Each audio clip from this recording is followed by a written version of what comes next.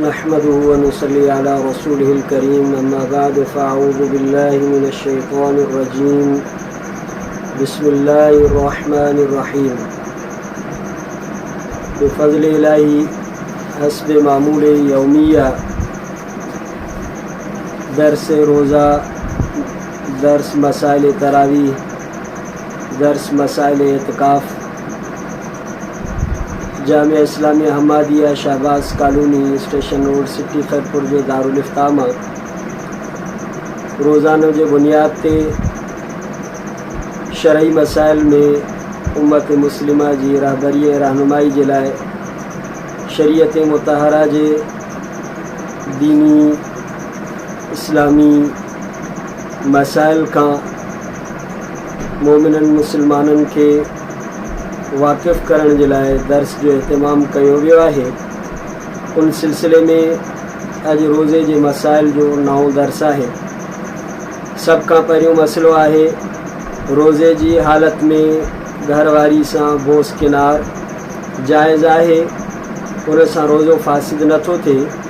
अलबत्ता जवान मानू जे लाए रोज़े के दौरान बोस किनार का परहेज़ करण बेहतर है ताकि हम बिस्तरी के तरफ रगबत न थे या इंजाल न थे। जेकर इंजाल थी विंदो तो रोज़ो फासिद थींदो, कज़ा लाज़िम थी विंदी। ऐं जेकर हम बिस्तरी रोज़ेदार करे वरती तो रोज़ो फासिद थी विंदो, कज़ा ऐं कफ़ारो ॿई लाज़िम थी विंदा। ऐं कफ़ारो मुसलसल 60 रोज़ा रखण ज़रूरी आहिनि। जेकर दरमियान में एक रोज़ो भी छॾई तो वरी नए सिर उनकी तरतीब थींदी, यानी वरी एक खां उनके रोज़ा रखना पवंदा। ॿियो मसलो है जेकर रोज़े के दौरान घरवारी के बोसे ॾियण में इंजाल जो ख़ौफ़ न हुजे या नफ्स के बेइख्तियार थी करे जिमा जो ख़तरो न हुजे तो उन सूरत में घरवारी जो बोसो ॾेई सघिजे तो। ऐं बोसो वठण में जेकर इंजाल जो ख़ौफ़ है या जिमा जो अंदेशो है तो उन हालत में रोज़े के दौरान घरवारी का बोसो न वठिजे ऐं इहो मकरूह है। टियों मसलो है सदक़तुल फ़ितर में बेहतर सदक़तुल फ़ितर किशमिश, खारकूं, जव ऐं कणक के बजाय उन जी कीमत ॾियणु घुरिजे ताकि गरीब मुस्तहक पंहिंजूं ज़रूरियात के मुताबिक़ उन्हनि पैसनि मां कुछ ख़रीद करे सके। चौथों मसलो है जेकर रोज़ेदार बुख जे करे बुख उन ते एतिरी ग़ालिब थी वई जेकर कुछ न खाईंदो पीअंदो तो मरी वेंदो या उन जो अकुल ख़त्म थी वेंदो तो उन सूरत में उनके रोज़े टोड़ण जो इख्तियार होंदो। सिर्फ़ उन ते कज़ा लाज़िम थींदी, कफ़ारो लाज़िम न थींदसि। ऐं जेकर बुख इन कदर ज़्यादा ना है तो उन सूरत में रोज़े टोड़ण जे करे कज़ा ऐं कफ़ारो ॿई लाज़िम थी वेंदा। पंजो मसलो है जेकर रोज़ेदार वेसर में खाई पी वरतो तो रोज़ो फासिद न थो थे, बस दस्तूर बाकी रहे तो चाहे पेट भरे करे खाधई या केतरा ही दफ़ा खाधई तॾहिं भी इहो ही हुकुम है। जेकर रोज़ेदार वेसर में खाई पी वरतो उन दौरान याद अची वियसि तो वो रोज़ेदार है तो फ़ौरन वात में जेका शइ अथसि उहा कढी ॿाहिरि फिटी करे अंदर न ॻेहे, वरना रोज़ो फासिद थी वेंदुसि ऐं कज़ा लाज़िम थी वेंदुसि।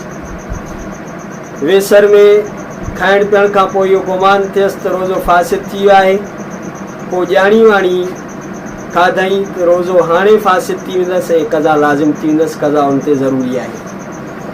जेकर का माण्हू कई रोज़ेदार के वेसर में खाईंदे पींदे ॾिठो तो रोज़ो याद ॾियारणु घुरिजे या रोज़ो याद न ॾियारणु घुरिजे।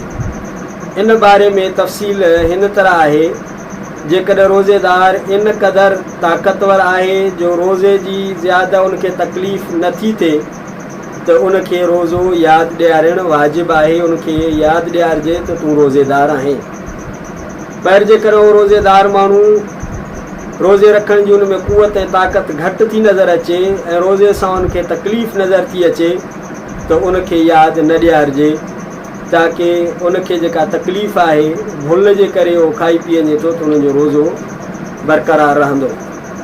आख़िरी मसइलो आहे जेको माण्हू रमज़ान शरीफ़ में रोज़ो रखे थो ऐं निमाज़ नथो पढ़े त उनजो रोज़ो दुरुस्त थी वेंदो ऐं निमाज़ न पढ़ण जो गुनाह उहो अलॻि आहे। फ़ौत शुदा निमाज़ जी क़ज़ा उन ते लाज़िम आहे। वाज़े रहे त निमाज़ ऐं रोज़ो ॿई अलॻि अलॻि फ़र्ज़ आहिनि, हिक ॿिए ते मौक़ूफ़ न आहिनि। रोज़े रखण जी सूरत में रोज़े जे गिरफ़्त खां बची वेंदो, रोज़े जो सवाबु उनखे मिली वेंदो ऐं निमाज़ न पढ़ण जे करे उन खां निमाज़ जे मुतलिक़ पुछा ॻाछा थींदी, निमाज़ जे मुतलिक़ उन ते गिरफ़्त थींदी। रोज़े जा मसइला हुया रोज़ानो जे बुनियाद ते जामिया जे दारुल इफ्ता मां ॿुधाया विया। अल्लाह ताला असांखे दीन मतीन जे मसाइल खे सिखी करे सम्झी करे उन्हनि ते अमल करण जी तौफ़ीक़ अता फ़रमाए।